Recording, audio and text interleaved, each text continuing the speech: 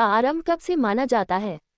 Option A 30 lakh ईस्वी पूर्व से, ऑप्शन बी 3000 ईस्वी पूर्व से, ऑप्शन सी 600 ईस्वी पूर्व से, ऑप्शन डी 647 ईस्वी से।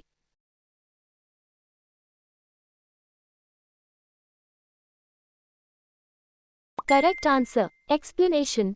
भारत के संदर्भ में ऐतिहासिक काल हिस्टोरिक पीरियड का आरंभ आमतौर पर 6ठी शताब्दी ईसा पूर्व 6th सेंचुरी BCE के आसपास माना जाता है। इस दौरान से पहले का समय प्राचीन काल एंशिएंट पीरियड के रूप में जाना जाता है, जिसमें वैदिक काल, मौर्य साम्राज्य, गुप्त साम्राज्य आदि शामिल हैं। ऐतिहासिक काल में प्रमुख ऐतिहासिक घटनाएं और साम्राज्यों की स्थापना, विकास और प्रभावशाली व्यक्तित्वों के बारे में लिखे गए आधारभूत धाराओं का अध्ययन किया जाता है। सिंधु सभ्यता को आद्य ऐतिहासिक सभ्यता कहा जाता है क्योंकि इसमें ये प्रमाण मिला है। ऑप्शन ए लेखन, ऑप्शन बी तांबा, ऑप्शन सी कला, ऑप्शन डी मिट्टी के बर्तन बनाना।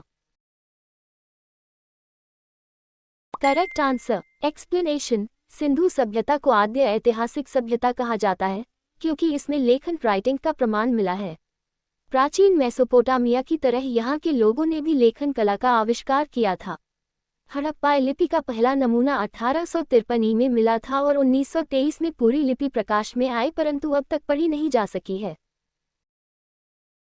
शक संवत पर आधारित राष्ट्रीय पंचांग नेशनल कैलेंडर का एक चैत्र ग्रेगोरियन कैलेंडर की निम्नलिखित तिथियों में से किस एक के तदनुरूप है? ऑप्शन ए 22 मार्च अथवा 21 मार्च, ऑप्शन बी 15 मई अथवा 14 मई, ऑप्शन सी 31 मार्च अथवा 30 मार्च, ऑप्शन डी 21 अप्रैल अथवा 20 अप्रैल।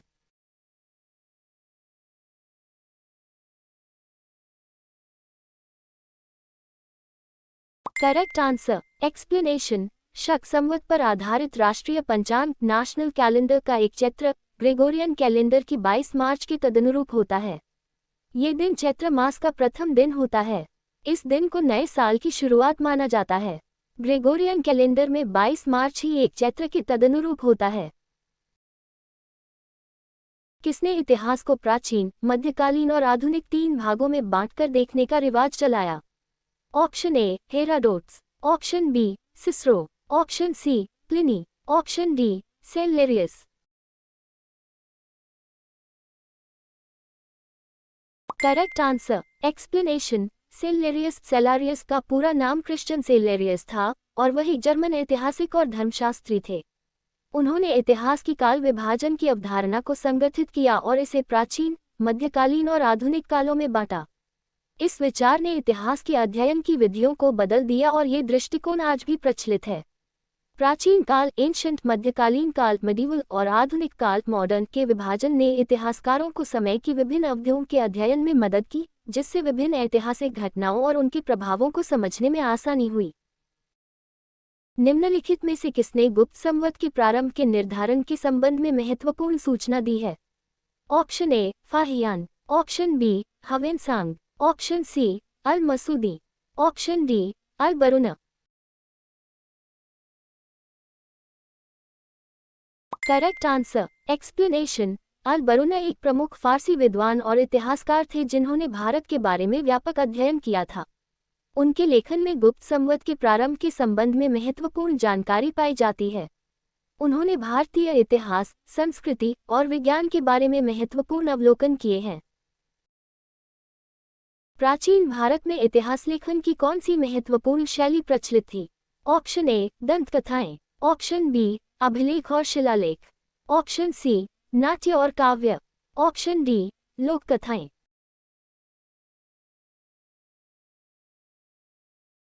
Wrong answer explanation. प्राचीन भारत में इतिहास लेखन की प्रमुख शैली अभिलेख और शिलालेख रही है।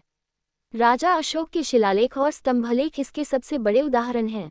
इनमें राजा के आदेश, नीतियां और सामाजिक, धार्मिक संदेश होते थे। इन अभिलेखों से हमें तत्कालीन राजनीतिक और सामाजिक स्थितियों की जानकारी मिलती है। इतिहास को प्राचीन, मध्यकालीन और आधुनिक 3 भागों में किसने विभाजित किया? Option A Hegel, option B Karl Marx, option C James Mill, option D Macaulay. Correct answer explanation. James Mill ने भारतीय इतिहास को 3 कालखंडों में विभाजित किया: प्राचीन, मध्यकालीन और आधुनिक। यह विभाजन यूरोपीय दृष्टिकोण पर आधारित था और मिल ने इसे धार्मिक और राजनीतिक परिवर्तनों के आधार पर किया। हालांकि आज यह विभाजन कुछ हद तक आलोचना का विषय है, क्योंकि यह भारत के जटिल सामाजिक और सांस्कृतिक इतिहास को पूरी तरह से नहीं दर्शाता।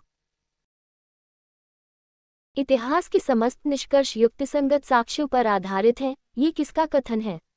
Option A Robertson, option B Collingwood, option C Gibbon, option D Trevelyan.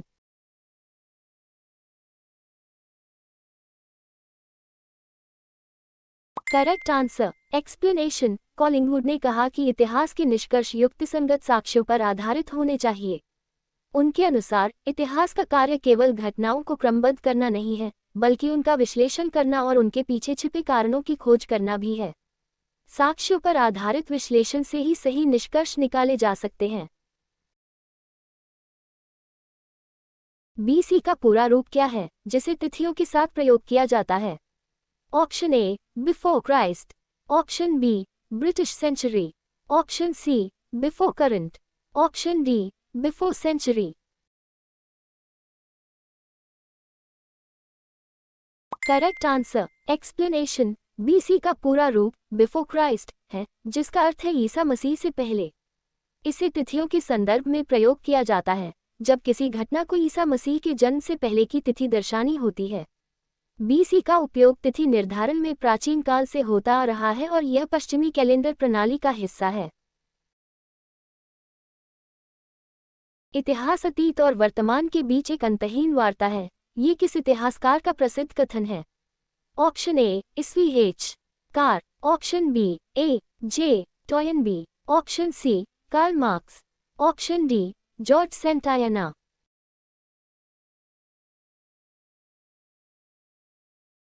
Correct answer explanation. ये कथन ब्रिटिश इतिहासकार ईस्वी एच कार का है, जिन्होंने कहा कि इतिहास केवल अतीत की घटनाओं का विवरण नहीं है, बल्कि यह वर्तमान और अतीत के बीच एक निरंतर संवाद है।